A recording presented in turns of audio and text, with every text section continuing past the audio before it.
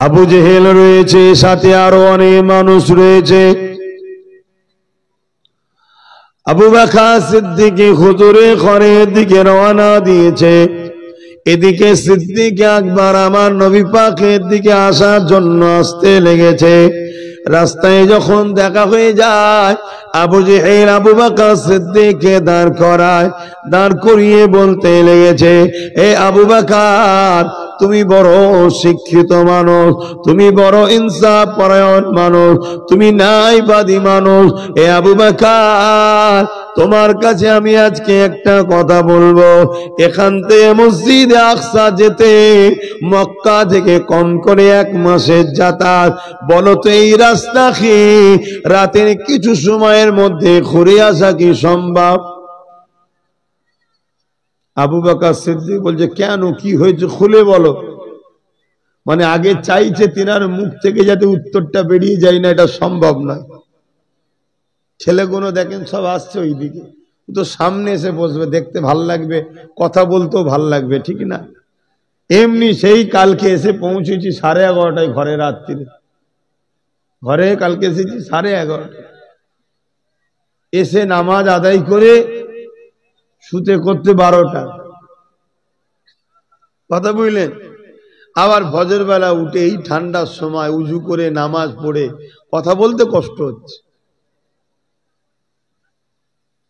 বেরিয়েছে আপনাদের কাছে, আর আপনারা এসে যদি এরকম করেন, আমার ওয়াজ করতে ভাল লাগবে না মন চাইবে?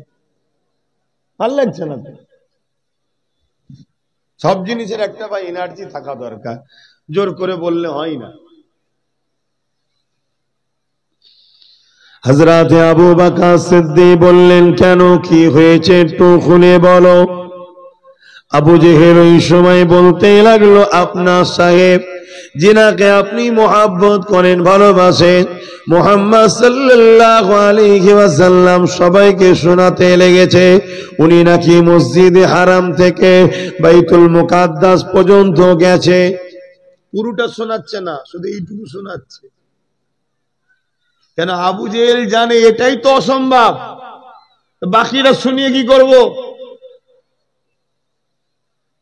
মক্কা শরীফ থেকে, কাবা শরীফ থেকে, বাইতুল হারাম থেকে মসজিদে আকসা, এই 1 মাস যাতায়াতের রাস্তা আপনার নবী, যিনাকে আপনি ভালোবাসেন, উনি নাকি রাত্রির কিছু সময়ের মধ্যে ভ্রমণ করে এসেছে। এটা আপনি বিশ্বাস করেন?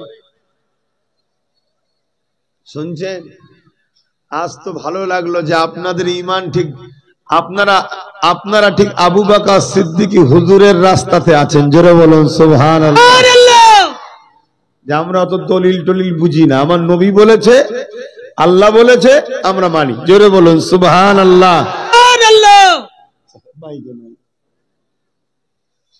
শুনছেন তো নাকি?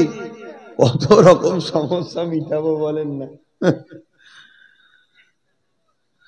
আমার নওজওয়ানেরা, তরুণেরা, বাপেরা, হযরত আবু বকর সিদ্দিক বলতে লাগলো, যদি আমার নবী কথা বলে থাকে, আমি আবু বকর বলি, এটা হলো আমার নবীর জন্য খুব সামান্য ব্যাপার। আমি আবু বকর আমার নবীর উপরে আরো বড় ঈমান রাখি। কি ঈমান রাখো? আবু বকর সিদ্দিক কি বলছে শোনো। আবু জেহেল এটা বলেনি, আবু জেহেল শুধু এতটুকু বলেছিল, কাবা শরীফ থেকে মসজিদে আকসায় গিয়েছে, মসজিদে হারাম থেকে মসজিদে আকসা। হযরত আবু বকর সিদ্দিক বলতে লাগলো, আল্লাহ নবী যদি এটা বলে, আমি আবু বকর এটা তো বিশ্বাস করি, নবী যা বলেছে সত্য বলেছে, তবে আমি আবু বকর আমার নবীর উপরে আরো বড় ঈমান রাখি। কি ঈমান রাখো? এ আবু জেহেল শুনে রেখে দাও, আমার নবী যদি আল্লাহর আরশে গিয়ে আমার আল্লাহকে দেখে আসে বলে, ওটাও তিনি সত্য বলেছে।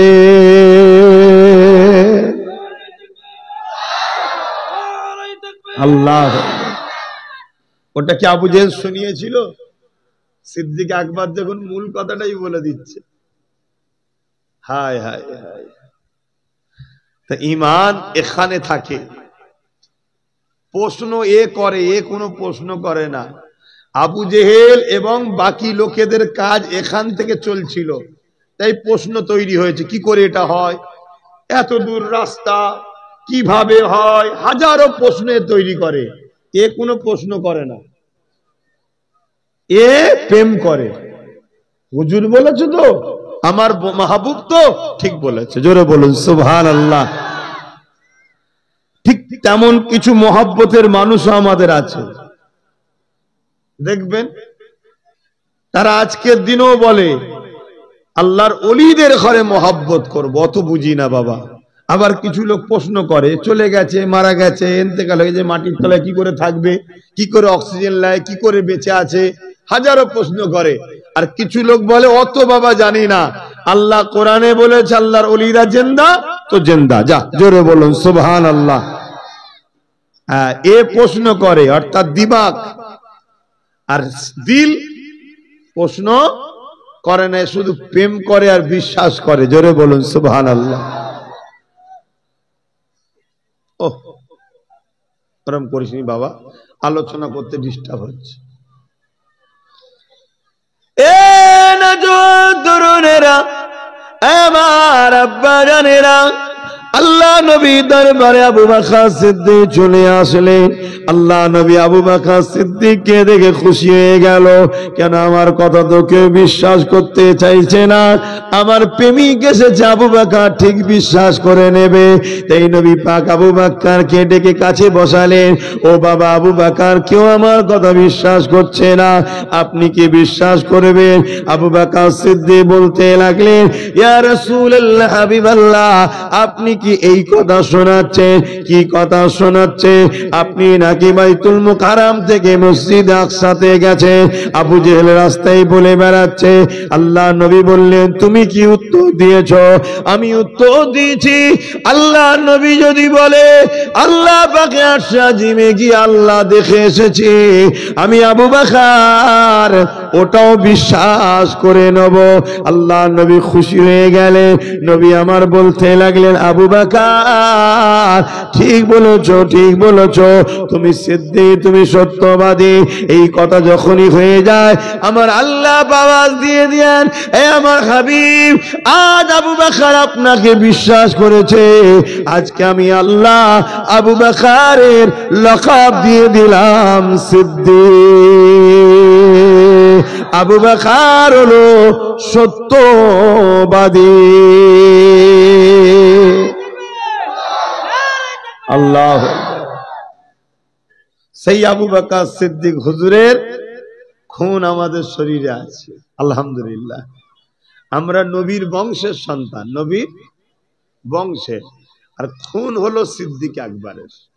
কেন? আমার নবী পাক সাল্লাল্লাহু আলাইহি ওয়াসাল্লামের 3টে পুত্র সন্তান ছিল, 4টে কন্যা সন্তান। মনে থাকবে সবার? আমার নবীর পুত্র সন্তান কটা? 3টে, আর কন্যা সন্তান 4টে। আল্লাহ 4 কন্যাকে বাঁচিয়ে রেখেছিলেন, সংসার হয়েছে, আওলাদ হয়েছে, কিন্তু 3 পুত্র সন্তানকে শিশুবেলাতেই আল্লাহ তুলে নিয়েছেন। এর অনেক কারণ আছে। প্রথম কারণ উলামা হযরতরা বলছেন যে আমার নবী হলেন শেষ নবী, ওয়ালাকির রাসূলুল্লাহ ওয়া খাতামান নবী, আমার নবীর পর আর কোন নবী হবে না, কিন্তু মুহাম্মদ রাসূলের আওলাদ হবে আর নবী হবে না। এটা যেন একটা কেমন মানাচ্ছে না, ঠিক না বে ঠিক? কারণ ইব্রাহিম নবীর আওলাদ নবী হয়েছে, কথা বুঝে আসছে? অন্যান্য নবীদের আওলাদ নবী হয়েছে, আর যার বেটা বাপ আলেম, বেটাও আলেম হয়, সমাজ কি বলে? ওহ, বাপটা কত উপযুক্ত, দেখুন ছেলেটাকেও আলেম বানিয়েছে, ঠিক না? তা বাপ যদি নবী হয়, ছেলে যদি নবী হয়, তাহলে সেই নবীর গুরুত্ব একটু বেশি শুনতে লাগবে, ঠিক না বেটি? আমার নবী থাকবে, নবীর আওলাদ হবে, অথচ নবী শেষ নবী, তাহলে এই আওলাদ থাকলে তো নবী করতে হবে। তাই আল্লাহ পাক আমার নবী আওলাদদেরকে তিনি উঠিয়ে নিয়েছিলেন, তিনারা এখন জান্নাতে রয়েছে। জোরে বলুন সুবহানাল্লাহ। যা বিষয় আলোচনা নয়। আল্লাহ নবী নূহ নবী দয়া নবী কিভাবে মেরাজে গিয়েছিলেন হযরত আবু বকর সিদ্দিক সাহাবাদেরকে শোনাতে লাগলেন, তার থেকে সংক্ষেপে আপনাকে দুটি কথা শোনাতে লাগে। এ যুবকেরা, তরুণেরা, বাপেরা, হযরত জিবরাইল আলাইহিস সালামকে আমার আল্লাহ পাক পাঠিয়ে দিলেন, ও হযরত জিবরাইল চলে যাও, জান্নাত থেকে বুরাক নিয়ে আমার হাবিবকে যে উঠিয়ে নিয়ে আসো, আমার হাবিবকে যে দাওয়াত দাও, আমার হাবিবকে সাথে করে নিয়ে আসো। আজকে দিনেতে আমি আল্লাহ আমার হাবিবকে দিদার দেব। হযরত জিবরাইল আলাইহিস সালাম চলে আসলে দুনিয়া জমিনে চলে এসে আল্লাহ নবী ওই দিনেতে নিজের হুজরা মোবারকে শুইনে ওই দিনেতে উম্মে হানি হুজুরের ঘরে শুয়েছিলেন।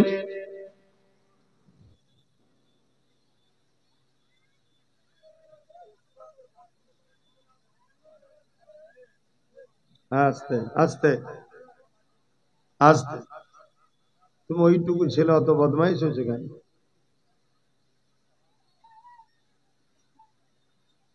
তোকে গাড়িতে তুললে চলে যাবো আমার বাড়িতে, একটুখানি ছেলেগুলো এত পেকে যাচ্ছে, কি হবে বলেন তো? কিন্তু খারাপ, সব ছেলেগুলোকে আমায় দিয়ে দাও, আমি নলেজ সিঁড়ি তুলে ধরে ভরে দেখার উপযুক্ত শিখাই, না সব খারাপ হয়ে যাবে। যাবি এই করছি, যাবি?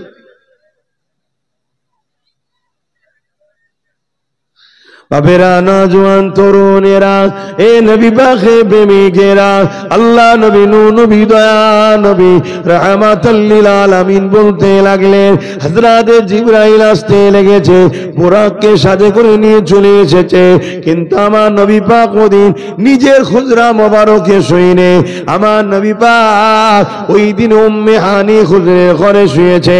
কেন ওই দিন নিজের হুজরাতে শুইনে? এর রহস্য কারণ রয়েছে, ওই কারণটা একটু আপনারা শুনে রেখে দেন। এ যুবকেরা, আল্লাহ নবীকে ঘরের বাইরে থেকে ডাকা হলো নিষেধ, এটা বিয়াদবি হবে, এটা নিষেধ আছে। আমার নবী পাককে ঘরের বাইরে থেকে ডাকা যায় না।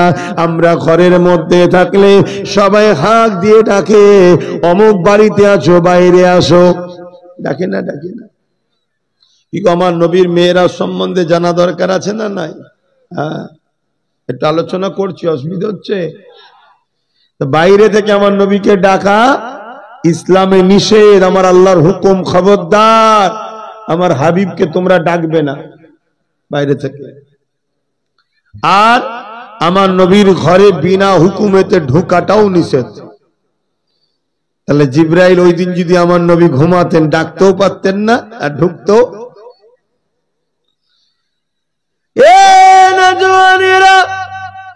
আল্লাহ নবী নূহ নবী দয়া নবী উম্মে হানি হুজুরের ঘরে শুয়েছিলেন। ওই জায়গাতে আল্লাহ নবীর কাছে জিবরাইল পৌঁছে গেল, কিন্তু নবী আমার ঘুমিয়ে রয়েছে। এই অবস্থা দেখে হযরত জিবরাইল আওয়াজ দিয়ে বলতে লাগলেন, ও রব্বি আল্লাহ, আপনার হাবিব ঘুমিয়ে রয়েছে, আমি জিবরাইল আপনার হাবিবকে কি করে উঠাবো? কেউ যদি ঘুমিয়ে থাকে আমরা তুলি না, জিবরাইলও তো তুলতে পারতো। কি শুনছেন আপনারা? জিবরাইল তো তুলতে পারতো, হুজুর ওঠেন, আল্লাহ দাওয়াত দিয়েছে, চলেন, আমি বুরাক নিয়ে এসছি, দিদার হবে। জিবরাইল কি তুলছে? কেন তোলে না? কেন? জিবরাইল জানে যিনি ঘুমাচ্ছেন ওনাকে তুলতে গেলেও একটা শিক্ষা দরকার, আদব দরকার। ওই আদবটা আমার আল্লাহ শিখাবে। জোরে বলুন সুবহানাল্লাহ। তাহলে আমার নবীর সম্মানটা বুঝতে পারছেন? হ্যাঁ, আজকে আমাদের যুব সমাজ, আমাদের মা বাপেরা নবী চেনে না, নবী ভুলে গেছে, এজন্য আমাদের এই দুর্দশা। আমরা যদি নবী চিনতাম তাহলে আমাদের অবস্থা এত খারাপ হতো না। আর এই পৃথিবীতে বড় প্ল্যান করে একদল দাড়িওয়ালা টুপিওয়ালা বক্তারা আমাদের দিল থেকে নবীর আদব প্রেমকে সরাচ্ছে। নবীর আলোচনা করতে চাই না, নবীর শান মর্যাদা শোনাতে চাই না।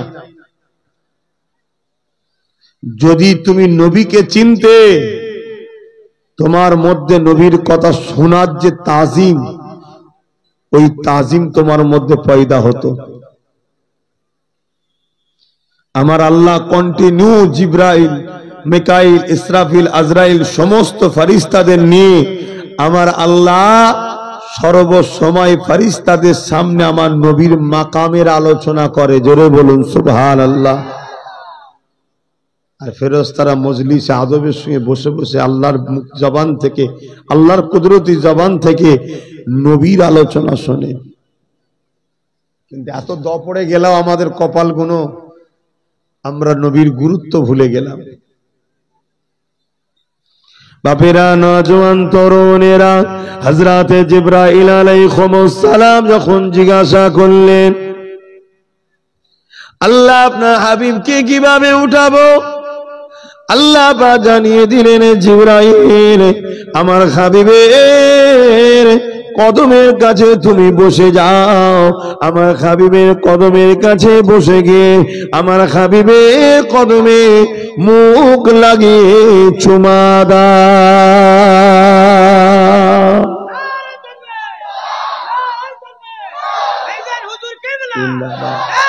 আল্লাহ, তাহলে আমার নবীর সম্মান বুঝতে পারছো যুবকরা? জিবরাইল আলাইহিস সালাম ফেরেশতাদের সর্দার যিনি, তিনাকে আল্লাহ বলছে আমার হাবিবের কদমের গোড়ায় বসে যাও, বসে গিয়ে ঠোঁট লাগিয়ে হাবিবের কদমে চুমা দাও। এ মুসলিম ঘরের ছেলেরা, যেখানে আমার নবীর কথা আলোচনা হবে, ওই জায়গাকে তুমি যদি অপমান করো, ওই জায়গাকে তুমি যদি বেইজ্জতি করো, ওই মাহফিলে যদি তুমি বিরোধী করো, তোমার বিবেককে প্রশ্ন করো, তোমার ঈমান থাকবে মনে হয়? কি বলছি শুনছে? আজকে চতুর্দিকে শুনছি মুসলমান মার খাচ্ছে। আমার তো মাঝে মাঝে মনে হয় মুসলিম সূরাতে বেঈমান মার খায় না তো? কি বলছি শুনছেন? মুসলিম সূরাতে বেঈমান মার খাচ্ছে না তো? কেন? যাদের দিলে নবীর প্রেম নেই সে ঈমানদার না, সে বেঈমান। যাদের দিলে নবীর আদব নেই সে ঈমানদার না, সে বেঈমান। হতে পারে সে নামাজ পড়ে, হতে পারে সে দাঁড়িয়ে রাখতে পারে, হতে পারে সে নামের আগে মুসলমান নাম রাখতে পারে, কিন্তু যাদের দিলে নবীর প্রেম নেই, আদব নেই, তার মধ্যে ঈমান নেই, সে বেঈমান। শুনছেন তো নাকি? হ্যাঁ, ঈমানদার যদি নামাজ পড়ে, ঈমানদার যদি রোজা রাখে, ঈমানদার যদি হজ করে, বেহিসাব জান্নাত যাবে। জোরে বলুন সুবহানাল্লাহ। আর ঈমান আছে, নামাজ রোজা দাড়ি টুপি কাজা করেছে বা কম করেছে, আল্লাহ তাকে ধরবে, ধরে শাস্তি দেবে, আবার মাফও করে দিতে পারে, ওখানে আমার কিছু বলার নেই। কিন্তু দিন যেটা বলছে ধরবে, শাস্তি দেবে, পাপ করা গুণকে মাফ করিয়ে আবার ঈমান থাকার জন্য জান্নাতে দেবে। জোরে বলুন সুবহানাল্লাহ। আর ঈমান যদি না থাকে, শুনছেন তো নাকি? আমরা অনেকে মনে করি নামাজ রোজা দাড়ি টুপি এগুলো মনে হয় ঈমান। না, এগুলো ঈমান নয়, এগুলো ঈমান নয়। এগুলো ঈমানের ভেতরে পাত্র, বোঝেন? পাত্র, পাত্রের ভেতরের জিনিস। পাত্রটা হলো কি? ঈমান। ওই পাত্রটা কি? মুহাম্মদুর রাসূল, তিনার প্রেম ও আদব, তিনার প্রেম ও আদব। জোরে বলুন সুবহানাল্লাহ। বাপের একটা বিষয় বুঝাতে চাইছি। আল্লাহ নবী, নূহ নবী, দয়া নবী উঠে বললেন, হযরত জিবরাইল আলাইহিস সালাম সালাম দিলেন। আল্লাহ নবী সালামের জবাবটা দিয়ে দিলেন। হযরত জিবরাইল বলতে লাগলেন, ইয়া রাসূলুল্লাহ, হাবিবাল্লাহ, হুজুর রেডি হন, যেতে হবে। কোথায় জিবরাইল? ধন্য ইয়া রাসূলুল্লাহ, মুবারকবাদ আপনাকে, আল্লাহ আপনাকে দাওয়াত দিয়েছে দিদারে। আল্লাহ নবী বড় খুশি হয়ে গেলেন। নবী আমার রেডি হতে গেলেন। নবী আমার রেডি হয়ে গিয়ে যখনই বোরাকে উঠতে লেগেছে, বোরাক হলো আল্লাহ পাকের সৃষ্টি একটা জীব, গাধার থেকে একটু ছোট, খচ্চরের থেকে একটু বড়, দুটো ডানা রয়েছে, যেখানে চোখে রোশনি পায় এক কদমে সেখানে যায়। যেমন আমাদের চোখে রোশনি এখান থেকে আসমানে চলে যাচ্ছে, জানি না বোরাকের রোশনি এখান থেকে আসমান ভেদ করে যেতে পারে। যতটা দূরে রোশনি যায় একটা কদম অত দূর গিয়ে পড়ে। আল্লাহু আকবার, আল্লাহু আকবার, জিন্দাবাদ। এই যে বিজলি বলে না, বিজলি, ওই বুরাক থেকে নাম এসেছে বিজলির। বিজলি কেন বলে? ফারাক্কায় যদি মেন তোলে 1 সেকেন্ডের মধ্যে এখানে আলো জ্বলবে। কে তৈরি করেছে এটা? এই ফারাক্কায় কারেন্ট গুলো তৈরি করেছে কে? মানুষ। মানুষের মাঝে বুদ্ধি কে দিয়েছে? আল্লাহ। তো মানুষের তৈরি ফারাক্কায় যদি মেন তোলে 1 সেকেন্ডের মধ্যে এখানে আলো জ্বলবে। অর্থাৎ বিজলির এত স্পিড। তো বোরাককে ফলো করে বিজলি নাম দিয়েছে। তাহলে বোরাক তো আল্লাহর তৈরি, মানুষের তৈরি যদি এই হয় তাহলে আল্লাহর তৈরির স্পিড কত! জোরে বলুন সুবহানাল্লাহ। কথা শুনছেন তো নাকি? হ্যাঁ, দুনিয়ার সাথে একটু বুঝাতে হবে, কেন আম মানুষ জানি আপনারা সব মানেন, আল্লাহ ও রসুল যা বলেছে সব মানি, ঠিক না বেঠিক? হয়তো পালন করে উঠতে পারিনি হালকা বয়স বা বদমাইশি খেয়ালে, কিন্তু দিল থেকে বিশ্বাস করি সব হক, ঠিক না বেঠিক? এটা হলো ঈমান। এবার তার উপরে জীবন গড়লে আমল, দুটো জিনিস লাগে বেহিসাব জান্নাত যেতে গেলে।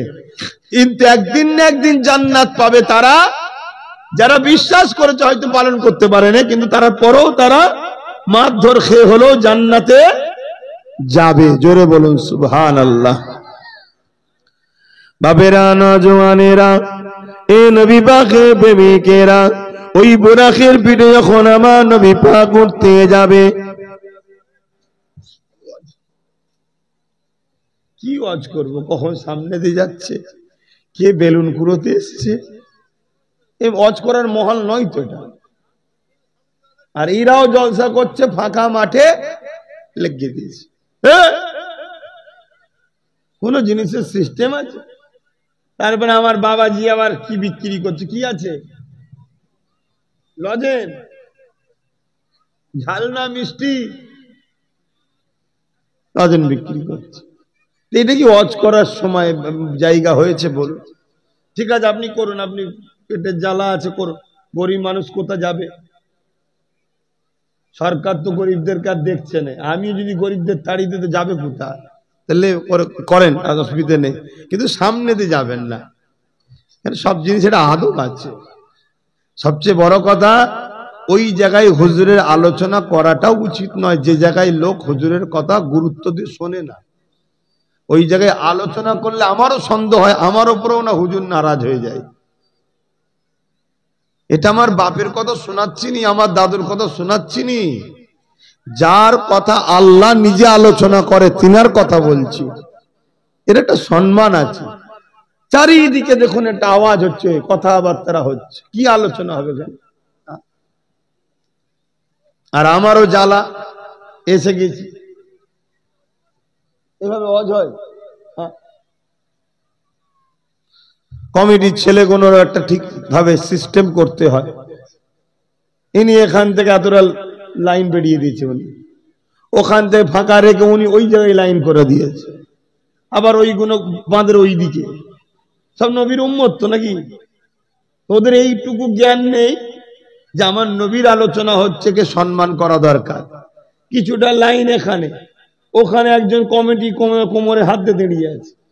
এই সব মাহফিলের পরিস্থিতি। এমনি তো আপনাদের দিকে আসা হয় খুব কম। আসছি, অপছন্দ হচ্ছে নাকি বলুন না, ছেড়ে দিচ্ছি তাহলে। কিন্তু যে জায়গার সিস্টেম আছে ওইখানে দেখুন ওই লাইনটা বসে সেমাদা বন্ধু চলে গেছে, যে কাতারতে বসে আছে এক গাধা তো বসে বসে মানে বিড়ি খেচ্ছে। আবার দেখো হয় দেখো ও জানোয়ার কেন আসে কি জানি, কথা বুঝছেন না বুঝেন না? কি হবে ও কি আমাদের ধর্মের নয় নাকি? অমুসলিম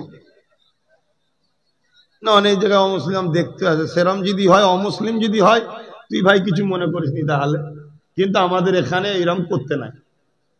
কেন অমুসলিম হলে তাকে তোমার কিছু বলার নেই না, সে তার ধর্মের বিড়ি খাওয়া জায়েজ না হারাম আমি তো জানি না ফতোয়া, কিন্তু আমার ধর্মে নিষেধ আছে। যদি অমুসলিম হয় তার জন্য আমি কথা উইড্র করে নিলাম, কিন্তু তাকেও বলবো বিড়ি খেও না, লাংসের ক্ষতি হবে, ফুসফুসের ক্ষতি হবে, ঠিক তো নাকি? কিন্তু কড়া ভাষাটাকে ফিরিয়ে নিলাম। আর নিজের কওমের হলে ওকে জুতো পিটা করা দরকার, ঠিক না বেটি? শয়তান কি বাপেরা না জওয়ানেরা তরুণেরা, আল্লাহ নবী নূহ নবী দয়া নবী যখন বোরাকের পিঠে উঠতে লেগেছে ওই সময় বোরাক মাথা লাড়া দিতে লেগেছে, আমার রাসূলুল্লাহকে পিঠে তুলতে চাইছে না। ওই সময় জিবরাইল বলতে লাগলো, এ বোরাক তুমি কি জানো না তোমার পিঠে কে উঠতে লেগেছে? এ বোরাক তুমি কেন মাথা লাড়া দিচ্ছ, কেন না বলতেছ? বোরাক বলতে লেগেছে, আমি জানি কে আমার পিঠের উপরে উঠছে।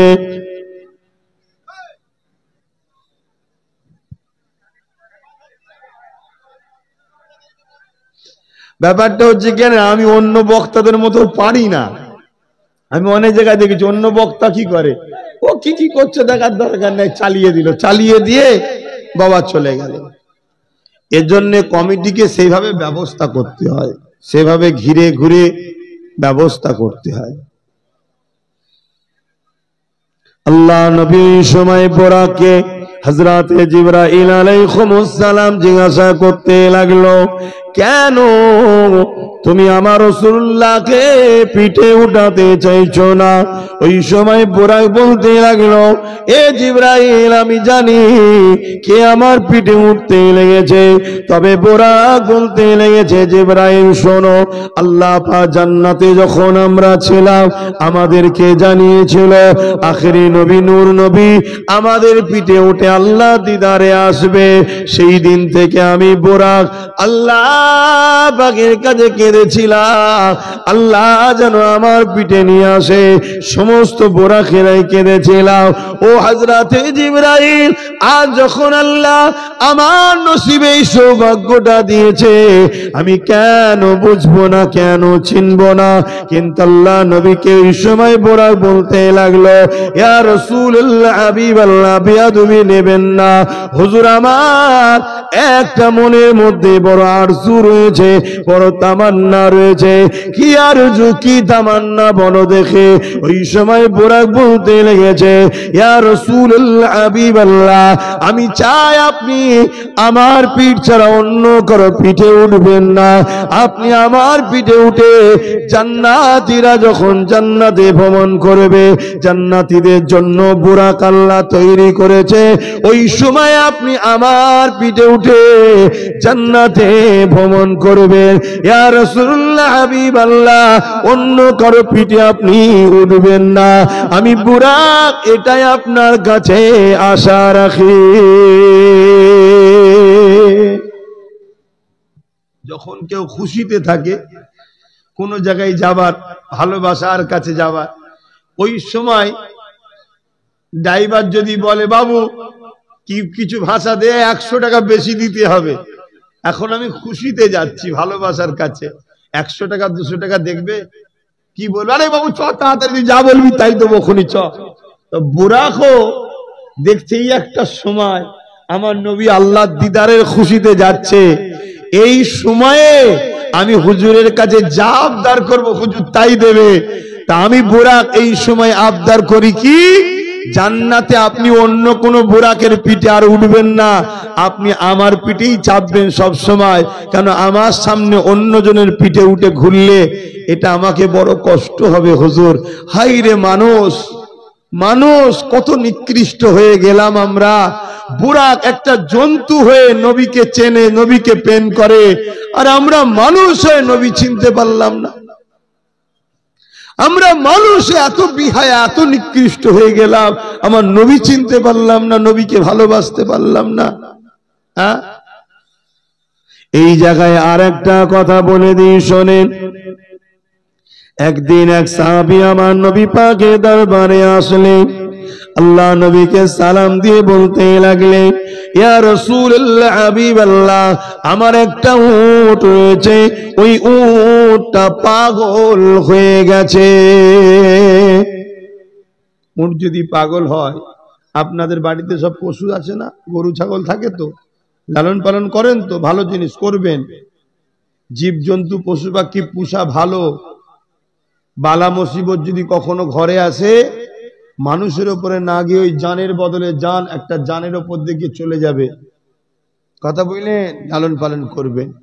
কিন্তু আমরা তো সময় পাই না, কথা বুঝে আসছে, সময় পাই না। কিন্তু লালন পালন করে যদি পশুকে গুরুত্ব না দেন, খেতে না দেন, তার দেখভাল না করেন, তাহলে না করা ভালো। কেন? আল্লাহর জানকে কষ্ট দিলে জাহান্নামে যেতে হবে। আল্লাহ নবীর জমানাতে একটা মহিলা ছিল, মহিলাটা বড় তাহাজ্জুদ পড়তো, নামাজ রোজা সব, কোরআন তেলাওয়াত করতো, কিন্তু একটা বিড়ালকে ঘরের মধ্যে বন্দি করে না খেতে দিয়ে মেরে দিয়েছিল বলে ওই মহিলাটাকে আল্লাহ জাহান্নামী করেছে। শুনছেন?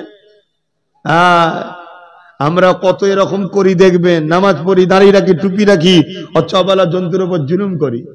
আল্লাহ ছাড়বে না, আল্লাহর সৃষ্টি সেগুলো ভালোবাসবেন।